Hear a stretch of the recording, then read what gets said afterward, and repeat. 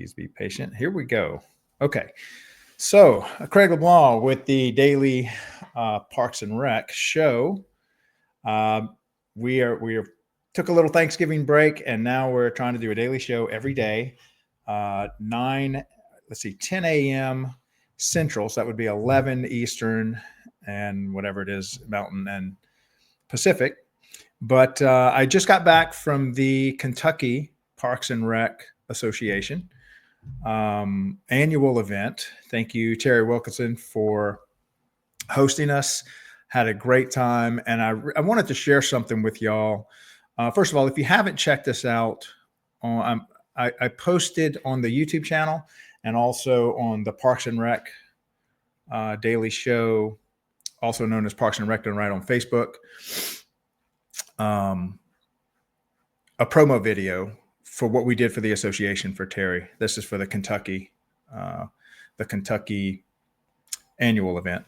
So if you're attending the annual event, or you're in charge of an annual event, and you would like us to do something similar for you, for your Parks and Rec, let me know. Obviously I can't do all 50 states this year, but I'd like to try to get at least 15 states where we attend your association and we do a podcast for you. We basically do podcasts interviewing directors, interviewing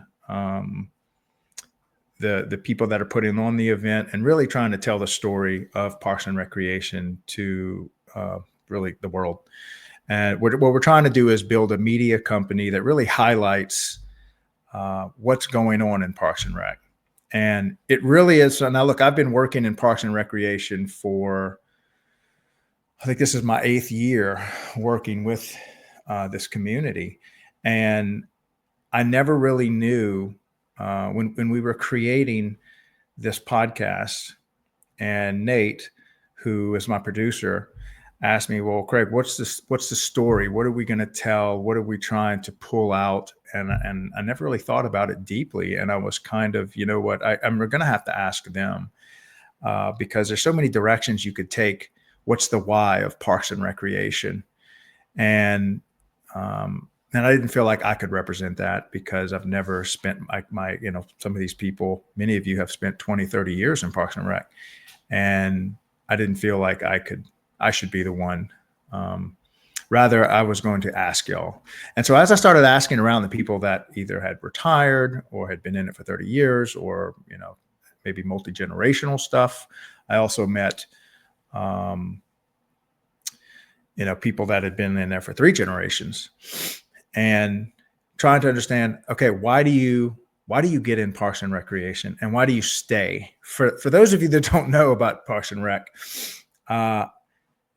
it's like joining the mafia. You join, but you can't leave, or you can leave, but you just don't. There's so little churn rate in Parks and Recreation compared to all the other industries.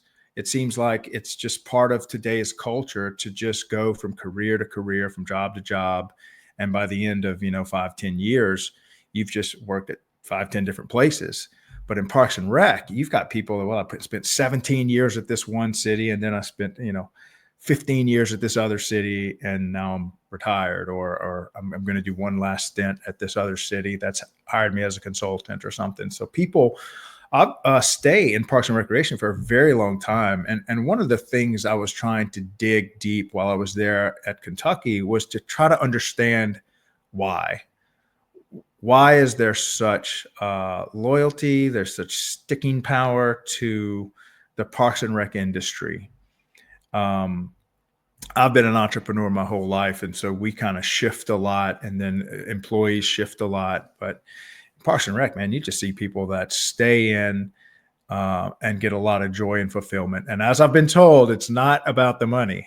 This is a local municipal government job at your city. It's not super high pay. I mean, obviously you get good benefits, and but what makes it fulfilling, and what gives it purpose? So this is what the story I was trying to pull out. And I'm going to start releasing, I think we might have maybe 15, 20 videos of people that we interviewed, vendors that we interviewed that have been serving the community as a vendor, for many years. Some of these vendors have been serving the community for 17, 20 years. But also the Parks and Rec people, the directors, the superintendents, just the regular attendees, the programmers. We interviewed a lot of different people. And so I'm going to be releasing these over the next, we should get them all out in December. And then I'll be attending a couple more in January. I just got back from the Louisiana Parks and Rec convention. Unfortunately, me and Nate couldn't pull together in time because of the holidays and stuff to record that one and do the podcast, but we will be releasing Kentucky's. So anyway, want to share one story with y'all that's going to come out. Cameron, I cannot remember, Cameron, were you Bowling Green? Anyway, you'll find out when I release his story. I think we interviewed him for maybe 30 minutes or something, but this was a very common theme. And this is just one reason why you might want to join maybe consider a career in Parks and Recreation. So why would you consider a career in Parks and Recreation? Here's one good reason. Cameron told me that his grandfather was a director of a park, and I hope I'm not getting this story too mixed up. I'm going to go re-listen to it, but I'll give you the gist of it without spoiling it too much, because he said a lot of great things. And by the way, Cameron has a podcast. If you would like to go listen to it, I will share those details with you. I'm going to let him know about his, and we're definitely going to interview him again because he's a really good representative of the Parks and Rec industry, and I think a great spokesperson. And I really would like to get him more on the show and more out in the public, because guys like him is why we need to, really highlight what's going on in Parks and Recreation. But anyway, his grandfather would take him on, obviously was a director for many years and built these parks. And it never dawned on me, what's cool about that. But the way he framed it, he says, Craig, I imagine my whole life, what if somebody gave you, 10 acres in the middle of your city, and then it's just virgin land, just maybe a forest, 10 acres, kind of in the middle, hadn't been developed, but it's in the heart of the city, and the people that owned it wanted to donate it to the city, and they wanted a park to be made.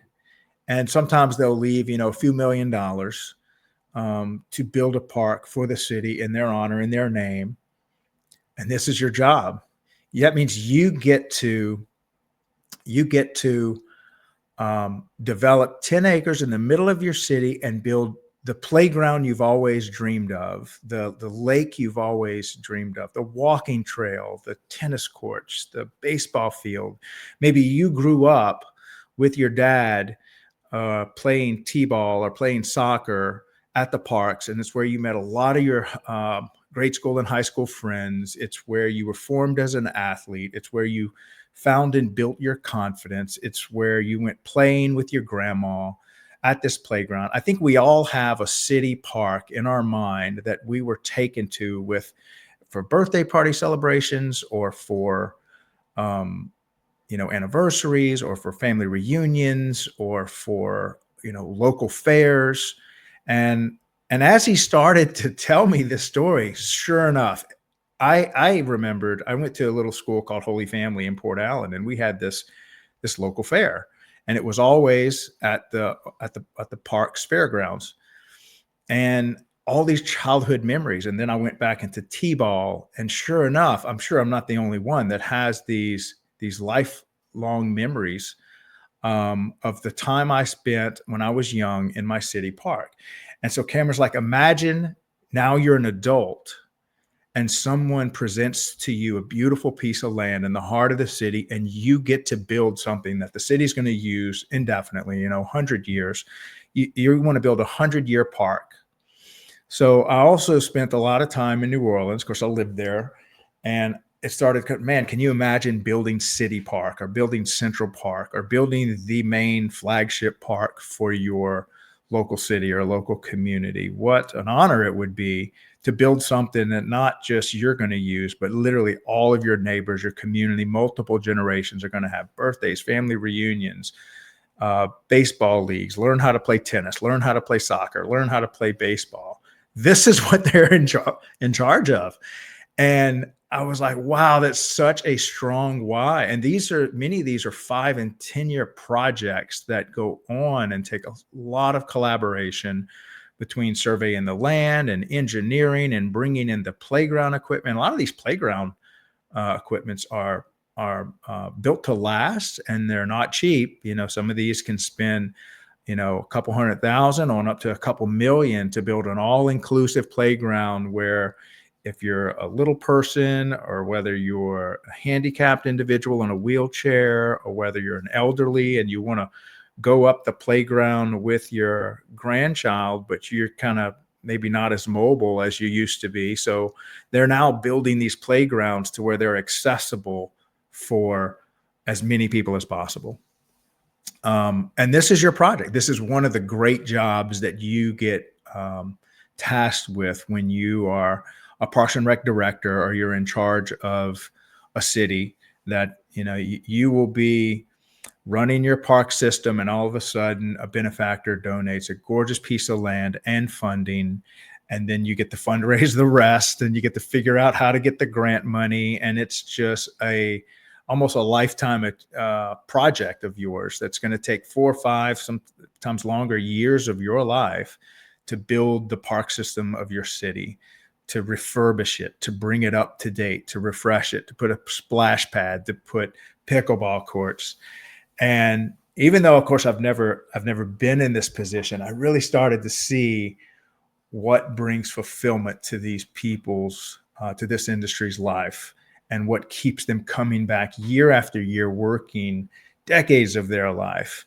And of course, it's all like organized chaos because of all the other things. And so a lot of these stories we're going to be telling, or they're going to be telling their story. I'm literally just the interviewer, giving them the platform to tell the story of why they love Parks and Rec, why they stay many times for multiple generations. We interviewed a mother and a daughter, and it's funny. They're so different. I know in my children, I've got some children, I can't even believe they're my children. They're so different from me, or they're so different from each other. It's hard to believe they came from the same parent, same set of parents. But you see multi-generational people choosing the same career. And that's one thing I wanted to do with this channel is to help raise awareness to, college kids that maybe have never considered working in the parks system or the Parks and Rec industry. Maybe they enjoyed sports, they enjoyed coaching, and this is quite a good career, quite a fulfilling career, something you can take on as challenging of a task as you want. We have people that are managing, large cities that have over 1 million people, all the way down to somebody that has just a couple thousand people, and they're managing the park systems. They're managing the properties, not just keeping the grass cut, but many times here's a brand new piece of property that a benefactor left to a city, and now you got to develop it. So I thought that was a really cool story, and I never really got to the heart of it. And there's a lot more stories like that. So I can't wait to release all these. If you go onto our YouTube channel and you go, please like and subscribe there, because we can't go live on YouTube yet. It's a newer channel. I just launched it a few months ago, but I'm really starting to get help. I've got a couple of people helping me promote the channel and help me get all the content cut up and pasted everywhere it needs to go. So you should see a lot more good content coming out daily. I am going to start doing a 10 o'clock or 9 Eastern, 9 a.m. Eastern, 11 a.m. Eastern, 10 a.m. Central, which is my time, every day, Monday through Friday, just to have a daily show. And I'm going to interview Parks and Rec directors. So if you would like to come onto the show, tell us what you're doing in your city. Maybe if you've got one of these new pieces of land that you're in the middle of developing, or maybe you just got it or you finished it and you'd like to highlight it, let me know. I'd love to have you on the show to come tell us what you're doing anywhere in the country. I will also be, like I said, trying to attend about 12 to 15. I'm following Athletify, which if you haven't heard of them, is great company that's providing some software that I think is really cool. I've done a lot of work in software with software companies and stuff. And so I think what Jared and James are doing is amazing. They're going to 30 Parks and Rec Association conventions next year. I said, I don't know if I can handle 30, but maybe I can handle half of that. And hopefully I can drag Nate and his wife with me so that we can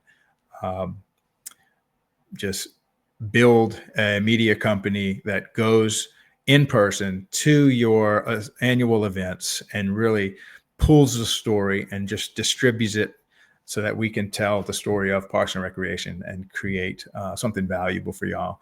I hope it's valuable for y'all. I'm having a lot of fun doing it. So as long as I'm having fun, I'm going to keep doing it.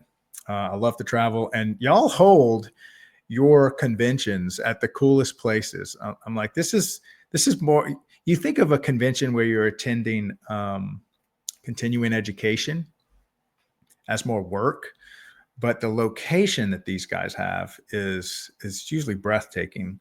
We had a national park that we stayed at in Kentucky, and it was on this gorgeous lake. It overlooked, and every morning these, I think they were geese or pelicans, came flying in right over the water, right by my room. And everybody had that view. And I'm like, man, this is hard to consider work. It really is a vacation, or it was for me at least. And then everybody stayed up late socializing. Some people socialized heavier than others till late at night, but really enjoyed it.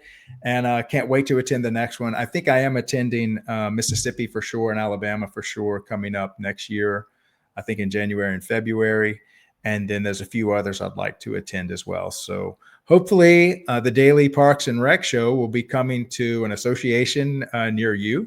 And I'd love for you to stop by and just say hello. If you'd like to hop on the podcast for just a few minutes and tell us what you like and what you do, love to have you on there. If not, just come, say hello to me and Nate, and I'd love to meet y'all. So anyway, have a great day. I will be releasing some more stuff here shortly, and I will see y'all here tomorrow, 9 a.m. Eastern, every day, Monday through Friday. Thanks a lot, guys. Have an awesome day. Bye.